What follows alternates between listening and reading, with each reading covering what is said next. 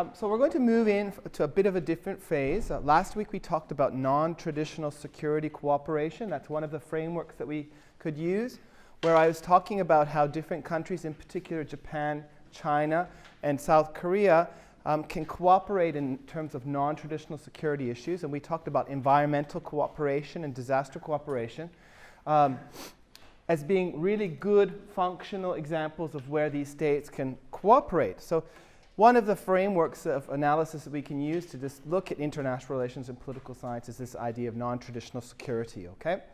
Now we're going to move on in our lecture. We're going to talk about Chinese views of what we said, the Chinese views of the US-Japan alliance and traditional security issues associated with it. So we're moving back from non-traditional security issues to traditional security issues. Remember, traditional security issues are related to military power, related to security issues, and we're going to focus on that particular theme today and Thursday. And again, it's this idea of dealing with a rising China, that China has become a much more influential country, influential in many ways in terms of development globally, in terms of its economy. That old saying, what happens in China doesn't stay in China anymore. And we've seen that just this January, the economic turmoil that's occurring in China associated with investments coming out, associated with the restructuring of the Chinese economy, the devaluation of the yuan, has had global impact. And we should be aware that what happens there is going to affect not only the region, but the global economy and global politics. So we're going to talk about that today. And how we're going to start that, I'm going to introduce a few concepts to you. A framework of analysis in terms of how we want to think about this topic, an introduction in terms of the topic we're going to discuss today, and then we're going to talk about these really interesting periods of time that can we sometimes think about China as being a really good neighbor, and sometimes thinking about it as being a cooperative neighbor. We also use terms like the golden period of Japan-China relations. Many different expressions to describe the relationship. So today we're going to try and walk our way through this period of time, not so much a history lesson, but to talk about the security challenges, political challenges, economic challenges, and how we can better understand them. So the key vocabulary, or the key terms, or framework of analysis that I would like you to try and capture or remember today is this idea of international power transition. And what we mean by that is that over periods of time when a big country comes into the international system, whether it was Japan in 1895, or whether it was Germany really in 1937, or some would mark it back to pre-World War I, or China today, what we see is this big country or influential country, whether it's economic or otherwise, coming into the international system, and the other countries don't know how to balance it. All right? So what we see is this transition or power transition. And we can talk about it in terms of creating room for an emerging power. Right? So how can we accommodate, how can we create room for China to come in to the international system and have proper representation based on its size, the size of its economy, its population, without disrupting other countries. So this is a very key idea to think about, and it's a very complicated idea. Polarity. We talked a little bit about polarity in our first lecture, this idea of the world system having a few big powers. So in the Cold War period, we understood the world as bipolar. So the West was led by the United States and similar thinking countries. That was one pole of power. And the other pole of power was the countries under the influence of the Soviet Union. That was the second pole of power. So we call this a bipolar situation. A unipolar situation could be understood as the moment when the USSR collapsed. At that moment, the United States was the unipolar power in terms of security, in terms of political influence, economic size, cultural influence. The United States was beyond comparison compared to other countries. So we call this a unipolar moment, when there was really one global power. The multipolar world can be historically understood if we look back to Europe, where Europe had many, many different poles of power. We can also understand today's period as being multipolar as well. It's somewhat complicated because we have the United States as being one big pole. We have the European Union as another pole, but the European Union is not in the same rank as the United States. It doesn't have the same military capacity, but it does have the economic capacity, the political capacity, and the human capital that marks it as a very, very important pole in the current multipolar system. And then we have China, which is an economic superpower today, and as an economic superpower, it has a huge amount of political and economic influence that can influence regional politics and global politics. We don't consider China yet to be a military superpower in the same capacity as the United States, or even in the same capacity as the European Union.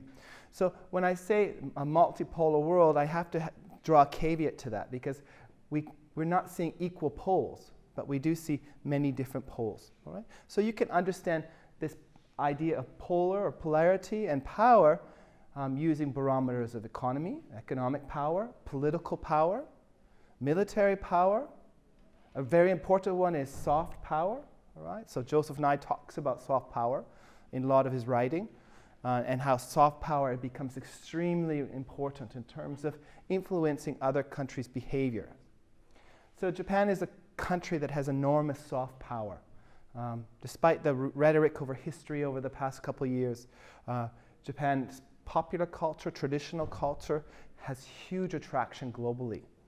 If we look at Japan's influence in Hollywood, in technology, in global culture, it really has a very, very strong influence on many aspects of global and regional culture. And you just have to look at the boom in tourism coming to Japan today. That's partly associated with the weak yen, but it's really associated with the attraction of Japan's culture. So polarity, again, understand polarity is bipolar, multipolar, and unipolar. For the time being, we're going to see a multipolar world continue. It may transition back into a bipolar world, with China being one side and the United States being the other. But we don't know yet.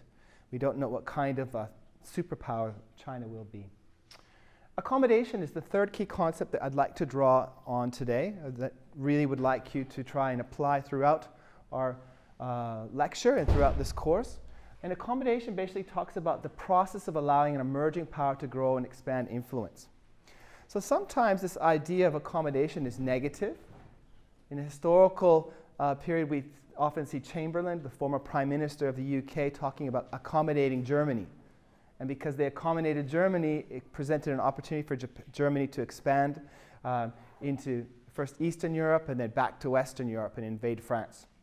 So accommodation can be seen as negative, but it can also be seen as positive. Again, creating that space for new countries to come in. And right now we do see many emerging countries becoming more economically prosperous, more powerful, and we need to find a way to include them in today's international system. It's not just China. We have a big Indonesia. Indonesia has a population today of almost 400 million people, right? It has enormous economic resources, enormous amount of oil wealth as well. Now, how do we include Indonesia in the international system? What about South Africa? It's an African state with a very modern economy. How do we accommodate South Africa into the international system? What about India? It's a country of 1.4 billion people. Its economy is growing at 7-8%. It will continue to grow at 7-8%. By 2030, it will be one of the top 3 economies in the world, but it doesn't have a seat at the United Nations Security Council. So how do we incorporate these kinds of countries into the international system? And these are very, very big questions that we need to consider.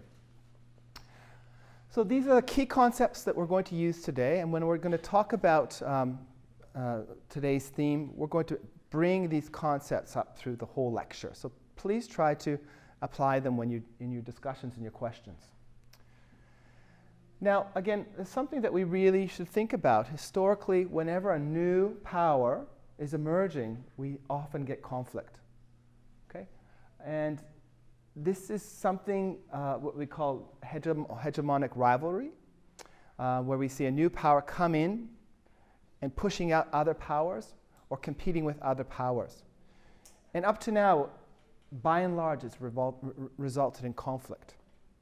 And the key question that we'd like to ask ourselves is, can the rise of China escape this trapped history? Is conflict inevitable in East Asia or in the Asia Pacific as China grows more influential and more powerful? And many scholars will say yes, and John Mishimer talks about as the possibility of conflict is extremely high historically based on his studies. He has a lot of empirical evidence stating that it's a natural tendency for us incoming power to want to have what we call regional hegemony, to be completely in control of its region. All right? Right now we have the United States that is pretty much the security framework for Northeast Asia and many parts of Southeast Asia. And some scholars talk about them pushing each other out or competing for influence within the region. Other scholars talk about the possibility of compromise and finding out a way to develop a security framework with many countries so that we don't have this trap, this history of this trap.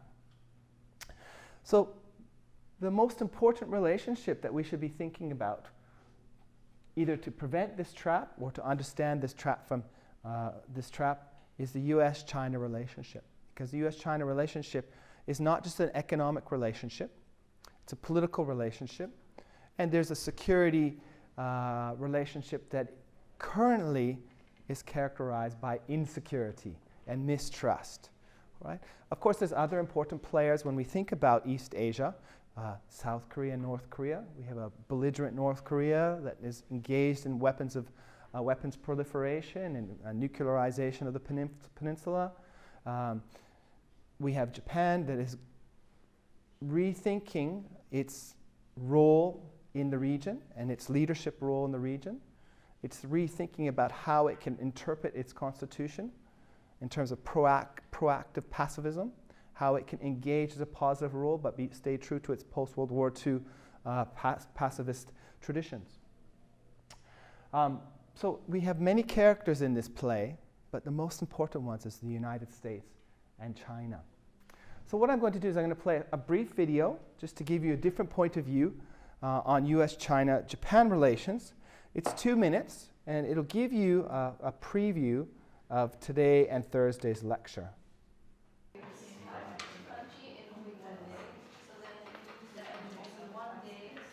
So this particular video touches upon a lot of different issues, all right?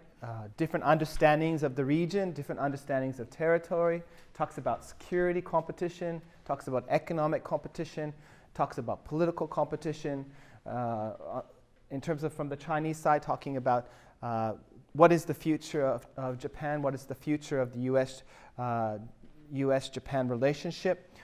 Again, many issues that are related to this idea of a rising China or a risen China and how we will accommodate it or compete with it or cooperate with it. Japan historically has had quite an accommodative and cooperative policy towards China, and we can see it in its policies in many ways. One of the important areas is its approach with Taiwan. Really up until 1972, when Prime Minister Tanaka normalized relationships with the People's Republic of China, PRC, Japan recognized Taiwan as the official capital, the official leadership of China. But Prime Minister Tanaka, in a very pragmatic way, said, well, we need to bring China into the international system. We need to help socialize it. We need to accommodate it. And to accommodate it, we need to understand some of its sensitive issues. And one of the sensitive issues was Taiwan. So they came across to an understanding that Beijing would be the official government of China. And that didn't mean that Japan threw away its relationship with Taiwan. It changed its relationship with Taiwan. Now this is demonstrative of this idea of accommodating the leadership in Beijing's ideas about territory and about the importance of some of its core issues. And the core issues for China really are territorial cohesion, and that could be Tibet, it could be Taiwan, it could be Xinjiang or Hong Kong. And in each case, what we see Japan as being very, not supportive, but quietly accommodative of Beijing's stance. And it does that for many reasons. One, to socialize China. Two, to have good political relations or neutral political relations. And three, to keep the economic window open so that Japanese businesses can do business in China and get a foothold so they can not only do business in China, but bring some of that wealth back to Japan. On the historical issues, what we've seen Japan be quite accommodative up until recently. Okay? And I put down a quote here. Japan is aware of its responsibility for the great injury it had inflicted on the past Chinese people. And we've seen Japanese political leaders really up until the end of 1990s, whether it's the more socialist-led political leaders like Murayama or Kono, or other leaders really reflect publicly, although maybe not in the most direct way, that the imperial experience for China was a terrible experience, and the responsibility lays at the hands of the Japanese imperial government and the military government at the time. And even today, many of you know the emperor and empress are visiting the Philippines. And during their visit to the Philippines, they're also going to talk about Japan's responsibility or the reflection that Japan in the past, under the imperial government or military government, did a lot of important and terrible things that they need to be sure that they remember. Again, this is demonstrative of accommodative behavior in that Japan is trying to at least indirectly admit its responsibility for the actions of in the imperial period. On the security issues, again, Japan has remained committed to not engaging in, military-related action towards China. And both countries have. They remain dedicated and committed to resolving territorial issues or other issues in a peaceful way.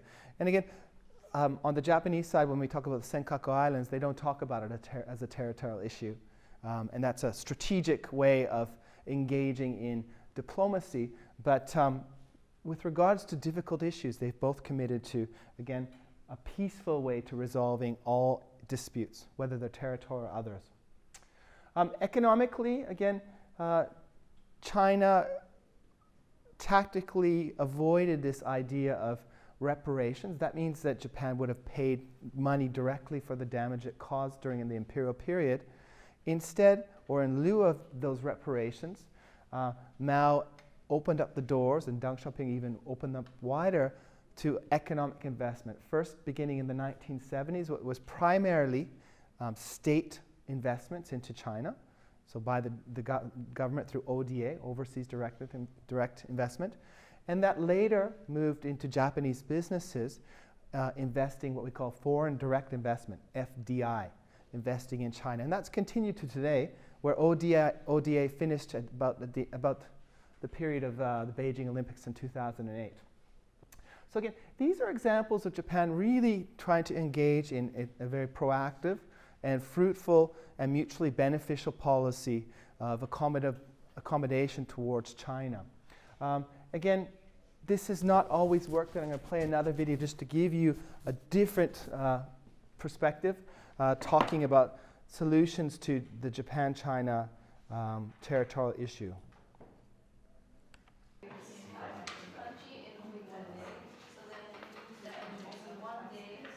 So I think the video is a really interesting example because it presents Professor Takahara, a friend of mine from Todai, and he really touches upon a lot of the questions that I mentioned here, and the ambassador and the president of the Tokyo Foundation, the former president of the Tokyo Foundation, Akiyama, touch upon Japan's approach and the approach that many countries have had with regards to China in terms of a peaceful engagement, committing themselves to non-military escalation of relations, to helping each other benefit mutually, to not solve disputes, whether we have recognized territorial disputes or not, through military means.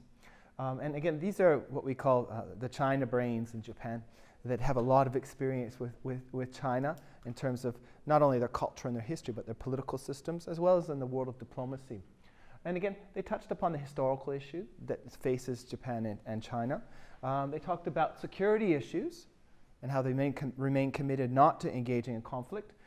They talked about their important relation in terms of economics, and they also talked about moving forward in terms of the future of accommodation by promoting friendship and promoting exchange. And again, this is really interesting, and the seeds of this kind of thinking, again, happened beginning in 1972. And we call it the post-normalization policy regime. And what we mean by that, prior to 1972, Japan didn't recognize Beijing as the official leader of China. There was no official diplomatic exchanges between Beijing and Tokyo. There was no business relationships between either state. And there was many reasons for this. One was the Cold War. All right, we had a very, very strong division between the United States and the USSR. With China, really, most of the 60s was part of, at least leaning towards the Soviet Union. And Japan was, of course, under the umbrella of the US. With the Sino-Soviet split, where the Chinese government refused to be second to the Soviet Union, we saw an opportunity for China to open up, for America to engage with China, as also for Japan to engage with China, because it wasn't no longer at the bidding of Moscow. So this particular opportunity led to economic exchanges and to some shared understandings of the way to move forward. And in the case of Japan and China, their shared understanding was through economic exchange, leaving the history issues aside for now, leaving the complicated territorial issues aside for now, and moving forward through economics and developing some kind of grassroots exchange. Again, the post-normalization period is demonstrative of, I think, Japan's accommodative approach and many countries' accommodative approach to dealing with a rising China, or China returning to the international community. Again, Prime Minister Tanaka was one of those key figures. So he was a man, a political leader that had experience with World War II. He understood both the Imperial Japan and post-World War II Japan. And with that experience, he could make very pragmatic decisions about the direction and the choices that Japan could make. And of course, it was at the time when Japan was going through rapid development. It had economic strength. It was just welcomed back to the country, to the OECD countries. It just held the Olympics in 1964. The Shinkansen was made. Japan had enormous confidence in its political leadership, and its leadership had confidence in its ability to move forward with not only China, but other countries as well. Again, Tanaka wanted to normalize this relationship with China to prevent further mobilization of the pro-Taiwan lobby. So again, domestic politics is related to international politics, right? So what we see by Prime Minister Abe or other politicians, a lot of their behavior is dictated by domestic politics. So the pro-Taiwan lobby within the Japanese context didn't want to recognize Beijing. They wanted to continue to recognize Taiwan as the official administration of China. And as a result, he thought the best way to engage in China was to formally recognize relations. He also wanted to normalize relations with Beijing before Washington. And again, if by doing it before Washington, that meant that normalization was on Japan's terms, not Washington's terms. Because maybe Washington would have had a different agenda. And again, Washington has a global game, political game it's playing, where Japan has more of a regional game that it's playing. And as a result of these differences, their political choices are different. All right? Even today, when the United States and Japan are thinking about regional policy, for Japan, East Asia is really close. What happens in East Asia really affects East Asia, or Japan quickly. Whether it's politics, economics, or security. For the United States, it's an ocean away, so there's not the sense of urgency. And as well, the United States has really a global economic influence, political influence, and security footprint, which means that it has very different priorities in terms of dealing with security. Consensus among Japanese political and bureaucratic elites that China, for historical reasons, was a special country requiring special treatment. And this is really important. We all read Chinese characters, right? Every day we pick up the newspaper, we read kanji, right? When we think about cultural influences in Japan, we go to Nara, or we think of Horyuji in the Nara area. Those come from China. Even the Cartesian landscape in Kyoto comes from China. So we have a very special relationship between Japan and China, not only in terms of its proximity, but culturally. And even though that borrowing of culture stopped after the Tang Dynasty, and after that it was much more infrequent and case by case, Japan and China do have a special historical and cultural relationship. And the political leaders understood that because of that, it was important to normalize relationships and try to get back to various kinds of exchanges and mutually beneficial relationships. Again, importantly, going back to politics, domestic politics and international politics are very much interrelated. The LDP was a very coherent political group, and there was very little political competition in Japan at the time. And what I mean by that, we had, of course, the Japanese Communist Party, but it was less influential than it is today. We didn't have the Democratic Party of Japan, and we didn't have a lot of the other smaller splinter parties as well. So the LDP had a much more ability to engage in relationships in a unilateral manner because they didn't have political resistance. Again, this would be maybe different today. Importantly, when it re-engaged and tried to normalize relationships with China, there wasn't much giveaway. They didn't sacrifice much. And by not sacrificing much, it's not a difficult political argument to make, all right? Today it would be very difficult, for example, today's administration or the Noda administration or Hatoyama or Kan administration to say, well, we'll give up the islands, or let's have joint sovereignty with these islands, or let's do something with regard to history. Because of political divisions and the cost of these I don't mean the financial cost, the political cost of these kinds of compromises, that it's much more difficult to engage in more conciliatory gestures today than the LDP could do at the time. Normalizing relationships with China also didn't mean that it had to change its security relationship with the US. So again, there was nothing to give up, right? Today, that probably would be much more difficult, okay? Japan would have to give up something in its security relationship with the United States, if it was interested in a much more conciliatory policy towards China. It didn't have to pay reparations to China, okay? So this is an important aspect. Again, it's not giving up nothing, right? And lastly, it didn't have to give up its commercial or economic or cultural or even political ties with Taiwan. It had to reshape them, resell them, but it didn't have to give up much.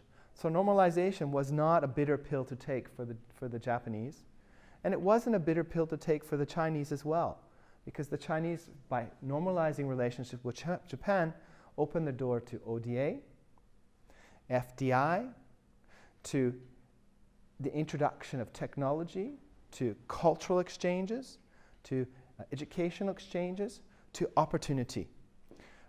So again, it was a big win for both sides.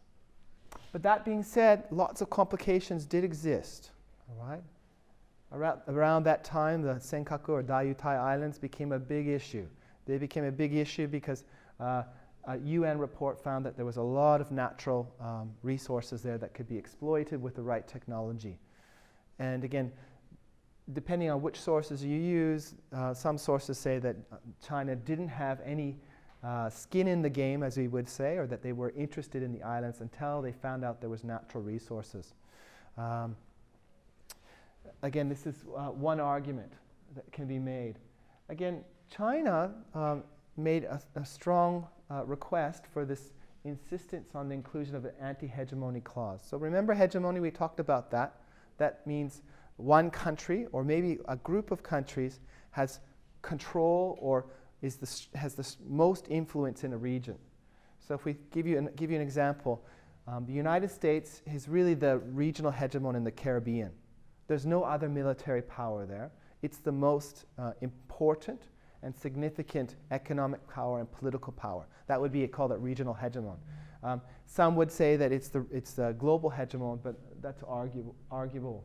So China really wanted to insist that there'd be no anti-hegemony clause in its normalization. And this is a problem because Japan and the US had a tight relationship, and Japan's position in the Asia Pacific and South China Sea and East China Sea in many ways is dependent on US security guarantees. And those security guarantees ensure that Japan's trade keeps flowing, energy resources keep coming in, and again that there's no insecurity that could prevent either of those from coming in and out.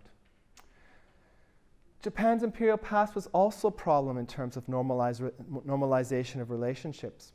Again, the historical issues have been swept underneath the table, underneath the carpet, but they were still there. All right? Issues such as the Nanjing massacre, issues such as the live biological experiments in Unit 731 on Chinese nationals. Okay, these are very well documented events. Okay, of the Japan's imperial past.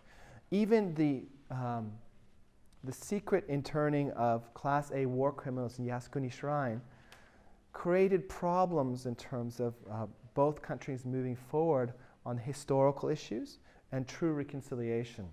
So from the Chinese point of view, the interning of Class A war criminals into Yasukuni Shrine was a way of not accepting responsibility for what happened in China. I'm going to play one last video for the first part of the lecture. And again, this is going to touch upon some of these issues that I mentioned just now.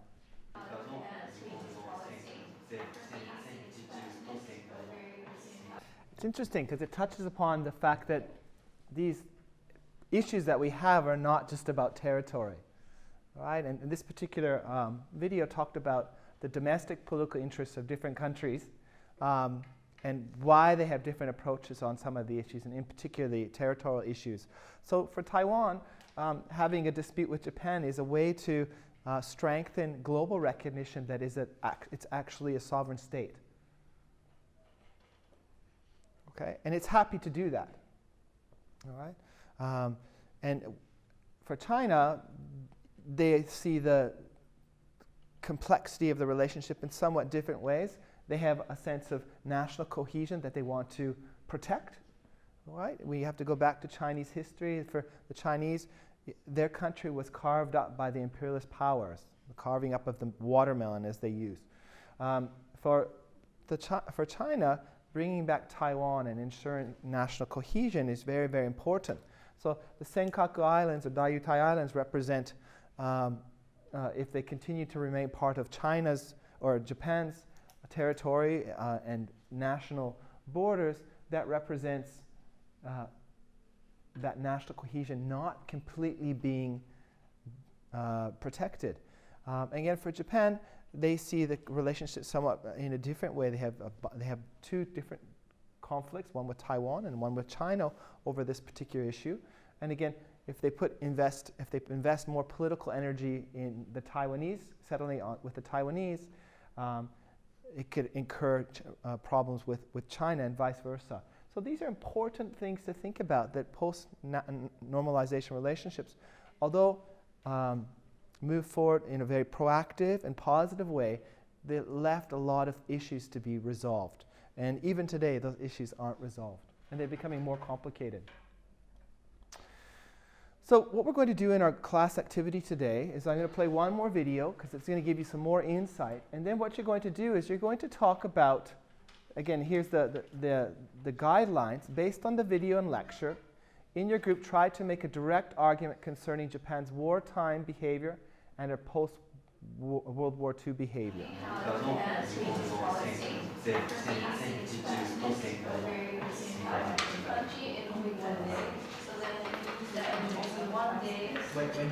Now, on Thursday, we're going to finish this discussion. We're going to talk about Tiananmen Square and Japan's interaction and accommodation with China from that point of view. We're also going to talk about some other events just to continue this discussion. So go home tonight, review your PowerPoints. Maybe if you're interested in those videos, watch them again. And again, think about how you can use these topics in your presentations today. And I'll see everyone on Thursday at 1:15. So thank you very much for your attention. And please fill out your comment cards, all right? Thank you.